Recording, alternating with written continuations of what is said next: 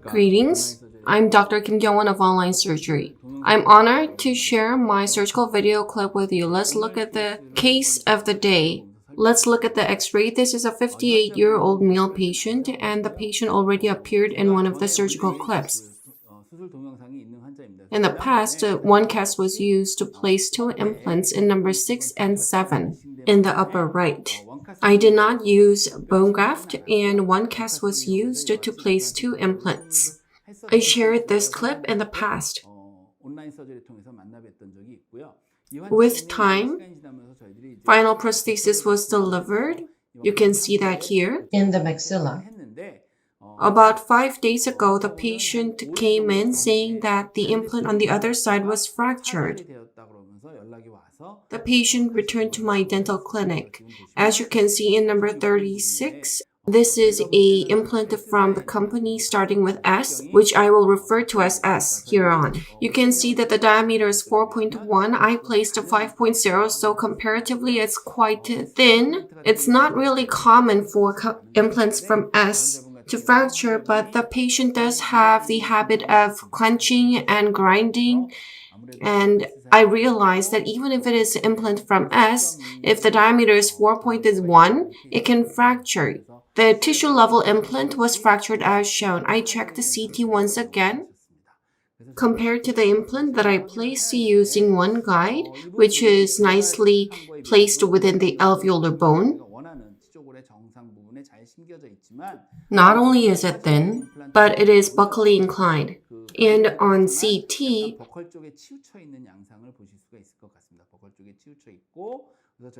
although it is buccally inclined, the buccal plate did not melt away yet.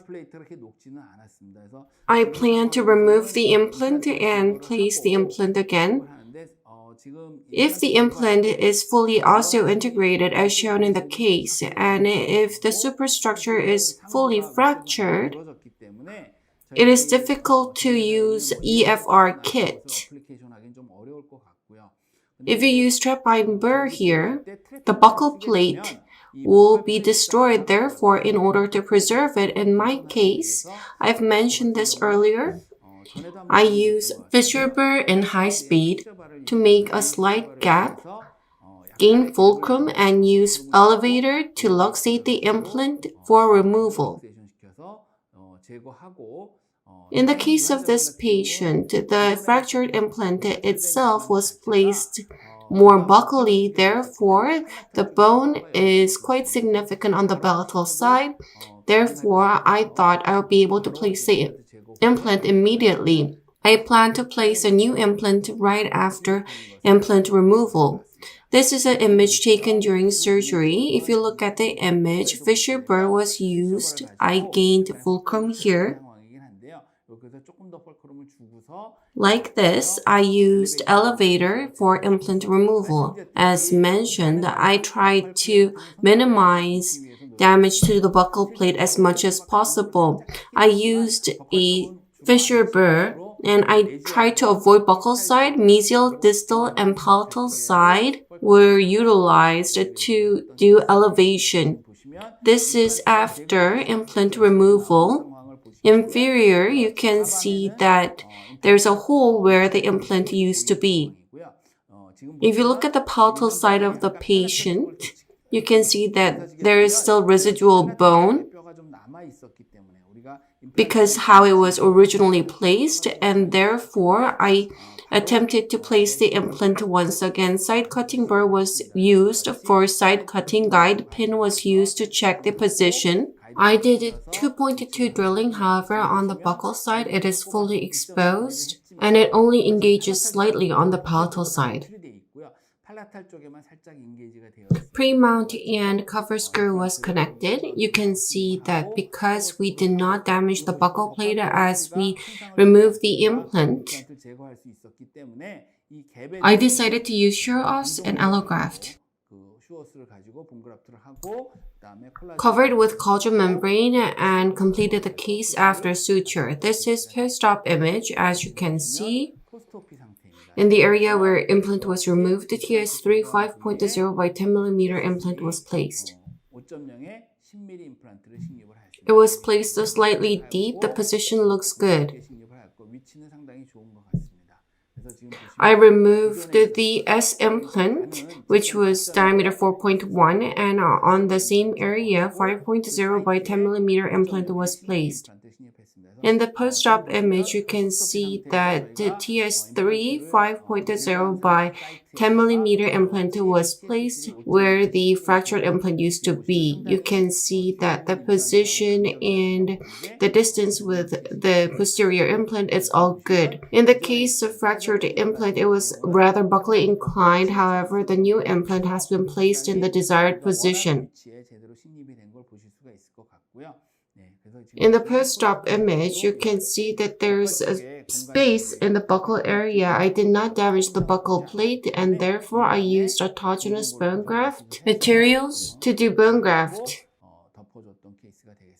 In the case of fractured implant,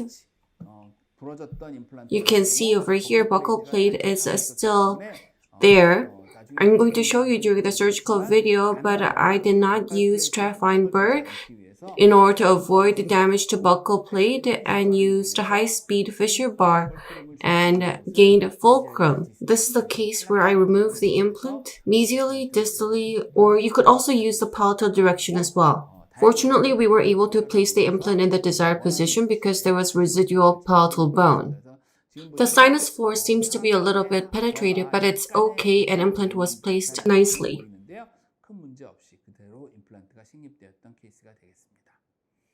Let's look at the surgical clip.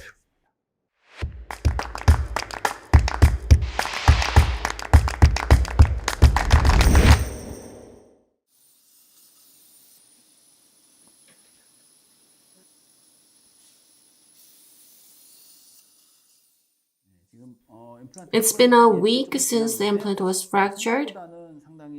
More so than expected, gingival healing was achieved. On the palatal side, I'm going to make paracrestal incision and reflective flap to check the implant position.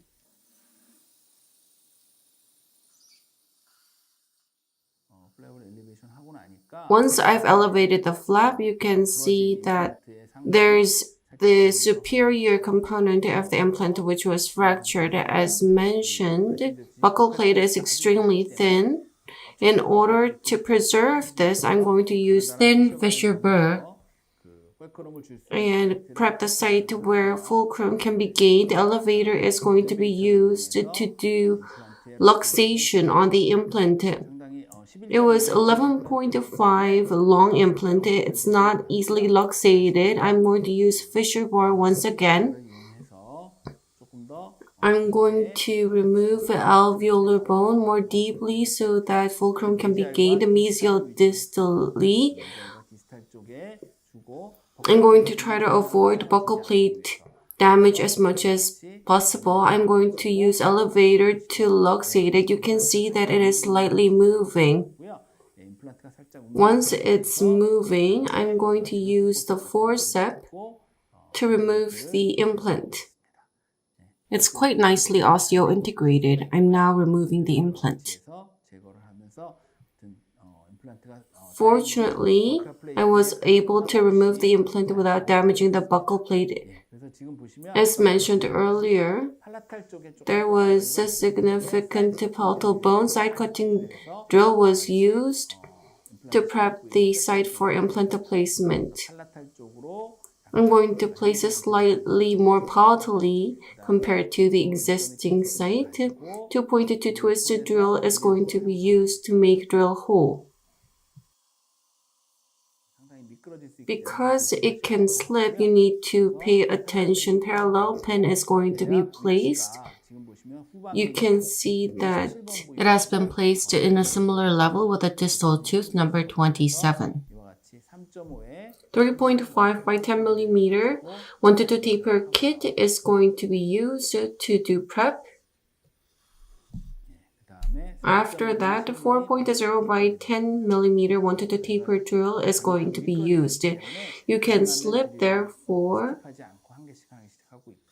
You should not skip drilling and you need to do it gradually. Depth gauge is going to be used to check the path. Unlike the original path, we're going to place it more palatally. Therefore, we need to check 4.5 by 10 millimeter drilling is going to be done. You need to hold firmly so that the drill does not slip. After that, I'm going to use depth gauge to check the drill hole. I'm going to use BA surface, therefore I'm going to irrigate it sufficiently using saline water. I'm going to place the 5.0 by 10 millimeter implant using engine. There's no buccal bone, so you need to put more strength on the palatal side. It is not easy to get a good hold. If it is difficult, you can use a periosteal elevator in order to avoid implant slipping. Implant has been placed. I believe stability is quite good.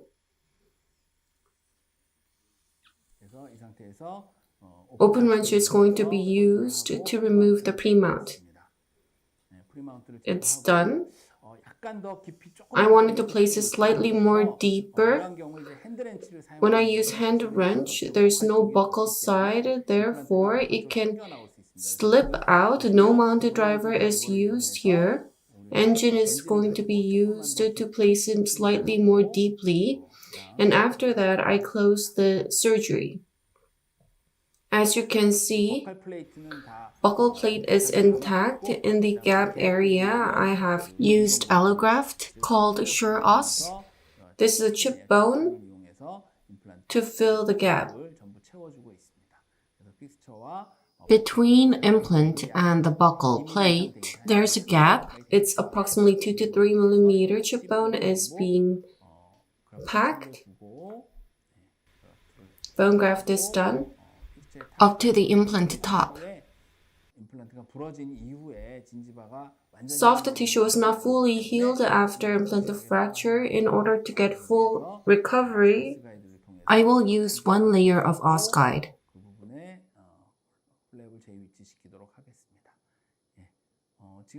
And now I'm going to reposition the flap. As I removed the implant, there was granulation tissue. I did remove granulation tissue, and after that, suture was done. Because there was buccal plate, this was not a problem. Interrupted suture was done. To do suture, I did once on mesial and distal side, and in the middle I completed using figure of 8 suture. Suture is being done here.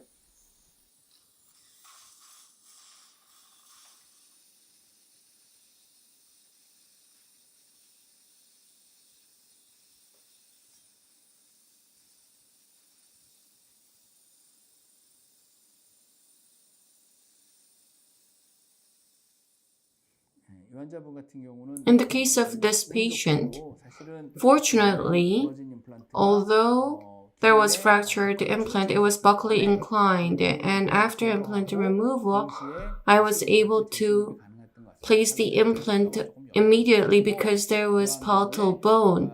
And as shown in the video clip, while I was removing the implant, I tried my best to avoid damaging the buccal wall. I did not use Trafine burr, I used a Fisher burr and utilized fulcrum on the mesial distal and a little bit of palatal side. Minimum bone prep was done only to the level that the elevator can go in to gain fulcrum. Because there was quite a bit of palatal wall, I was able to place the implant immediately. As mentioned earlier, if it is difficult to reposition the implant due to exposed buccal wall, periosteal elevator or other tools should be used to hold the implant and to make it more palatally inclined. When you adjust the final depths, when you use hand wrench, the implant can be deviated. In this case, it is better to use engine and use no mounted driver to adjust the depths. That is my recommendation. After implant placement, between the buccal plate and the implant, there was a gap. I used allogenic bone for bone graft, utilized collagen membrane, and did suture and completed the surgery. Thank you for watching.